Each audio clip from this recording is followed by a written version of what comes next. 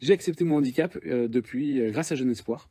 Où bah voilà, le fait d'avoir rencontré d'autres albinos, ça m'a permis de me rendre compte que et ben en fait, être albinos n'était pas un frein à l'épanouissement dans la vie, quel que soit le domaine dans lequel on veut s'épanouir. Quand est-ce que je me suis rendu compte que j'étais différent? Quand j'avais à peu près 30 ans.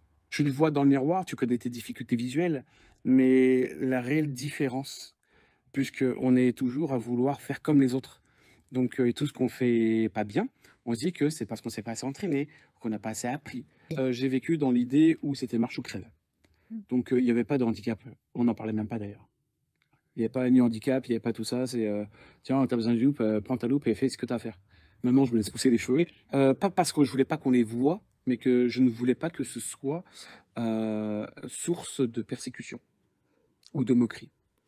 Parce qu'il n'y a rien de plus désagréable que de rentrer quelque part et que la population dans laquelle, enfin, qui est présente à ce moment-là, s'arrête de parler, s'arrête presque de respirer et se met à vous regarder de la tête aux pieds. Non, mais qu'est-ce que c'est que cette énergumène?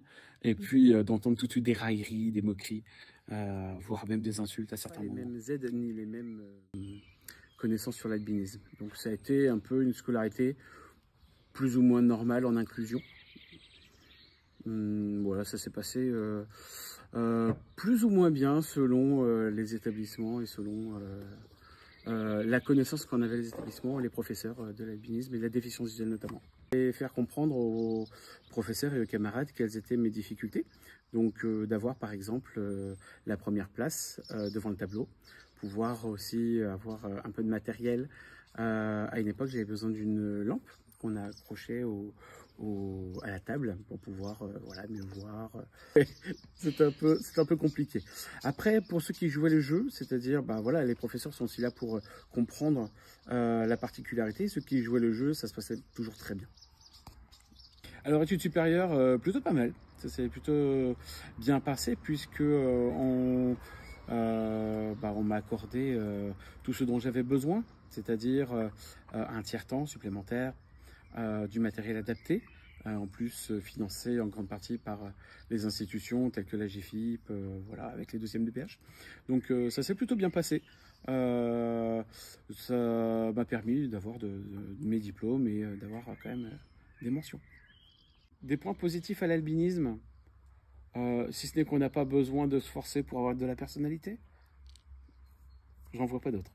Il n'y a pas plus beau gosse que nous. Non mais c'est vrai sans blague. Aujourd'hui, les gens, ils se décolorent les cheveux pour les avoir blancs, pour être dans l'air du temps. On est naturellement beau. Ouais, et sans rien faire en plus. Les métiers que souvent vous choisissez, alors c'est rigolo, c'est dans la science. Ouais. Ah oui, vous êtes bon en maths par rapport à l'orientation, ce genre de choses. Enfin, parce que vous développez ces capacités-là très jeunes. Et après, ça va être vraiment la sensibilité envers les animaux, l'aide à la personne. C'est vrai que du fait qu'on est handicapé et différent, on a l'avantage d'être très empathique. Donc en fait, on développe des qualités par rapport à cette empathie. Ouais, le sens que je développe le plus, franchement, et je crois que tout le monde sera d'accord avec moi, on est d'accord les copains, hein, c'est sûr. Hein. C'est le système D. Hein. Il n'y a pas photo. C'est vraiment le système D. Il existe une pilule magique? Ouais, je pense que j'en prendrai 2. Sans hésitation. On est mal quand on est seul et on est heureux quand on est bien entouré. Et malheureusement, cette différence-là, eh bien, l'albinisme nous sépare des gens à cause, bah voilà, notamment du soleil ou de notre déficience visuelle. Que c'est finalement sur le plan social où c'est très difficile. Donc, ouais, j'hésiterai pas. Et je pense que si j'en avais d'autres, je les distribuais à qui on veut. Mais en plus, on lutte contre la photophobie, même de nuit. Bah parce qu'en fait, les lumières sont fortes. Donc, le contraste est particulièrement élevé entre l'obscurité et la lumière. Donc que ce soit, on prend souvent l'exemple des phares de voiture. Bah moi c'est pareil avec un vélo qui passe, une devanture de magasin, avec quelqu'un qui allume sa cigarette. L'albinisme en lui-même fait aussi que, bah, avec la déficience visuelle, selon le degré de la pathologie, bah, pas de permis, donc très difficile au niveau des transports, au niveau de l'emploi également, c'est très compliqué. Donc que ce soit la déficience visuelle ou les problèmes de peau,